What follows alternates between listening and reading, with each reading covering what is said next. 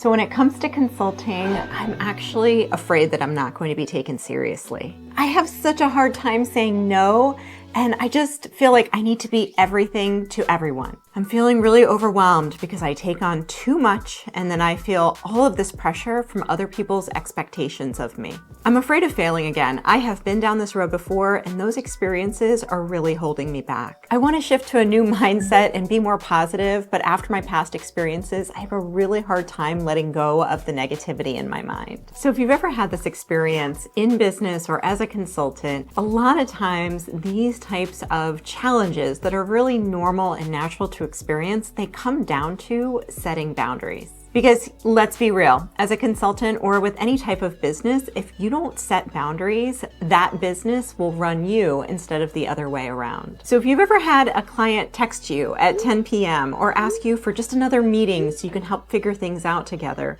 and you've felt this pressure to say yes, a lot of times that's the beginning stages of you starting to cross your own boundaries. The truth is, I used to be terrible at setting boundaries, but this is something that I help our students with every single day inside of our community. So today I'm going to share with you how to set boundaries that protect your time, protect your energy, and help you create a consulting business that you absolutely love. So if you've ever found yourself answering emails at all hours or doing things that you never agreed to, this video is really going to help you. If we haven't met yet, my name is Laura Meyer. I'm a growth consultant to some of the country's top brands. I'm a mentor to experts like you who are looking to get into consulting, and I'm a best-selling author. Over the last 25 years, I've built all sorts of different businesses, and I've learned how to set boundaries the hard way. The truth is, in the beginning of my consulting career, or even my entrepreneurial career, I was terrible about setting boundaries with other people, whether it was a client or it was an employee or it was a customer.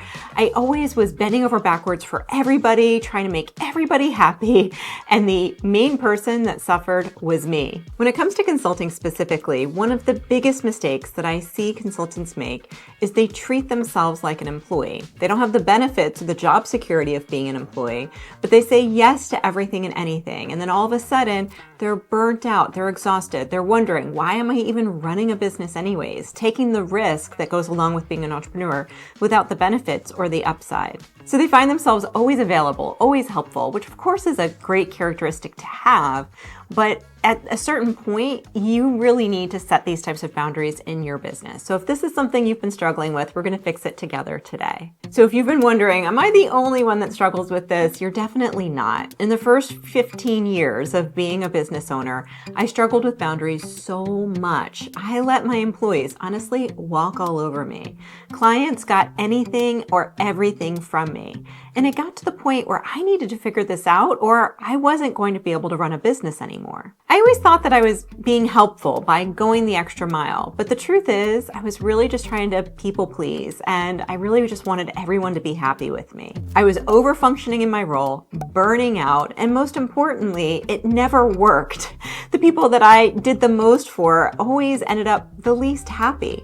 And as I was noticing this, I was trying to figure out, well, why is this happening and how can I prevent it from happening in the future? Here's what I learned. When you don't set boundaries, you're actually doing a disservice to the people that you're supposed to be helping. When we bend over backwards to accommodate a request, what happens is we're stepping into their responsibilities, what they've agreed to. We're over-owning our part, and in turn, they're under-owning their part. And the truth is, that's not good for either of us. If your clients and customers and your team members don't experience the natural after effects of their decision, they'll never learn how to be successful with or without you. And if you're constantly stretching yourself thin, you're not growing either. Instead, you just burn out. So there's some really important tips that I learned the hard way that I'm excited to share with you today that have helped me grow my consulting business to mid-6 figures and my overall business to 7 figures without burning out, without overworking, and without overfunctioning within the relationship that I have with my clients, students, and employees. And at the end, make sure you stay tuned because there's one thing you should never, ever say when it comes to setting boundaries with clients. It will completely backfire. It'll guarantee that you will lose the deal and that you never, ever want to use with your clients. And it's a pretty unpopular opinion. So make make sure you stay until the end to get that tip. So when it comes to setting boundaries with clients, the first thing you want to do is just look at your own mindset.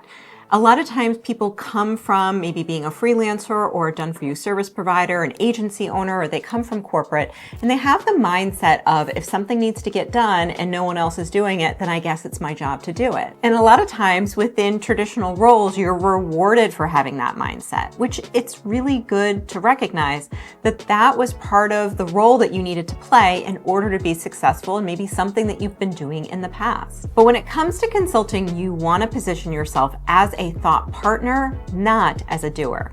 And the problem is that when you blur that line yourself, when you make that first move, the clients are going to start treating you like an extension of their own team versus a hired expert. This is something I just finished coaching one of our students through. Because the in-house team that she was consulting to, they weren't doing what it is that they were supposed to do, she felt the need to continually jump in and save the day. But the truth is that if your client's team is not executing well, it is your job to point that out and to let them know that there are benefits to implementing things the way that you're recommending, and really sell them that idea through your own influencing skills. And as consultants, we care a lot. I'm sure you do. I care a lot about my clients. I want them to get a great result. It pains me when I see them not follow my advice and then end up back in the same place that they were in before they hired me. But the truth is, as a consultant, you can only function within the role that you've all agreed to in advance. So I'll say more than anything, having 3 kids broke me of this. After I had my first and then my second and then my third, I realized you need to let them live their lives. You can't go into school and take their tests for them. You can't go out in the field and play the game for them. You can't navigate hard conversations between friendships. You have to be able to just let them live their lives, make their own mistakes, learn from them. Yes, you can be available to process whatever it is that's happening in their lives, but you can't function in the role for them. The same thing is with consulting. You can advise them on what steps to take. You can recommend different tools and resources. You can provide them with templates. You can point them in the right direction. But if they're not doing what it is that you're advising, that's on them, not you. So here's specifically how you can navigate these tough situations when they come up. First of all, you want to be really clear on your role up front. This should be included in your onboarding documentation or any types of initial conversations that you're having with your client when they first start working with you. The second thing you want to do is you want to redirect clients to your process. So for example, you're going to have certain types of systems and processes in place when it comes to how clients get support from you. If you don't have those types of things in place, they're going to make up whatever it is that they think it should be instead of you telling them in advance. Once you have them set up, then you can redirect them to those support channels. So for example, if they ask you to work on something that's outside of what you agreed to, you could say, absolutely, I would love to help you with that. Here's your options for getting support. You can redirect it through the channel that you've set up, whatever it is, whether it's Slack or email or any other type of access, and let them know, I check this once a day, or I look at this once a week. And that way they know exactly how they can get support for the issue that they're bringing to you. Which most importantly means you need to own your own support process. If it's something that you thought of, that you decided in advance, you know what, this is a really good way for me to be able to support my clients without being, on call 24/7. They get to submit this to me weekly, or they get to submit this to me daily, or I monitor this particular communication channel, these particular hours of the day. By letting them know how they can get support with specificity, then it's up to them to work within those parameters. And you need to have your own back on what you set up. So here's the funny thing. When you set these things up, clients actually respect you more. They think to themselves, oh, this is great. She has a process. She has a system that she likes to follow that has worked with other clients in similar situations. And then they're clear on what it is that they can and can't do within the working relationship. This small shift makes a huge impact on not only your own joy within your business, but the respect that you get from your clients and how much they're willing to pay. So now let's talk about what happens when a client crosses those boundaries and the ways in which you can redirect them to what it is that you've set up in terms of those support channels. Because remember, boundaries are not about controlling the other person. You can't control other people into respecting your boundaries. All you can do, your role in the relationship, is to set them up in advance, let people know what they are, communicate them as often as you can, reiterate them, and then have your own back on what it is that you've set up. It's a good thing to keep in mind that most clients are not intentionally overstepping. They're not in bed at night thinking, I wonder how I could cross Laura's boundaries tomorrow. It's usually because they have some kind of emergency or something going on that wasn't expected, and they're coming to you as a trusted advisor. So a lot of times they don't even realize what it is that they're doing, or maybe they read that onboarding document a month ago and forgot what it is that they agreed to. So here's how you can handle things when that happens. The first is that you should never rely on contracts alone. If you're pulling out your contract and you're telling clients, look at what you signed, this is what we all agreed to, you've probably already violated the trust within the relationship. So make sure that there are documents outside of the contract, like onboarding documents, regular emails, regular communication that reminds them how they can get support from you when you're working together. Always abide by this mantra. Your failure to plan or your emergency does not constitute an emergency on my part. Make sure that you're time blocking for deep work and other activities that are important to your business, like lead generation and business development. If something comes in last minute, you can let them know, you know what, I can take a look at this on Tuesday. Or if you have a late Friday request, you can let them know, you know what, I reserve my weekends and evenings for my family, but I'd be happy to take a look at this on Monday at noon. I always tell my students, let your clients know when you can get to it, instead of just saying no or getting defensive. Always operate from the mindset of they just don't know, or if I let them know what I can do, it's so much better than letting them know what I can't do. If you ever have a client or a student that's asking you to just do something different than what you agreed to, here's a line that I love using. I treat all of my clients or all of my customers consistently and fairly, so we have to stick to the agreement or the process that we agreed on. This just lets them know that you have a value around treating everybody fairly, and you are going to be treating them the same exact way that you treat everybody else. And if you have a client that just keeps pushing those limits, don't be afraid to walk.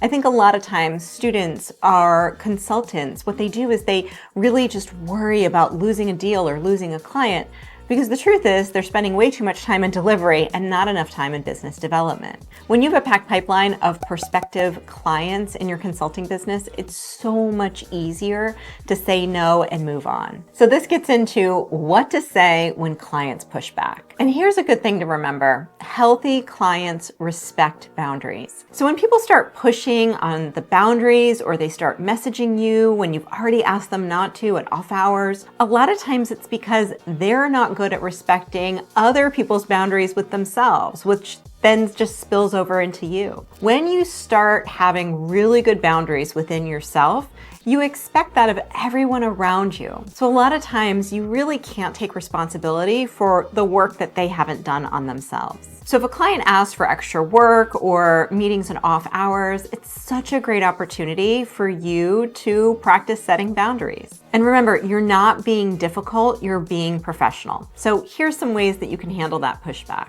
Can you just handle this one extra thing? That's a great idea. Let's discuss how we can add that to our engagement. Can we hop on a quick call outside of our scheduled time?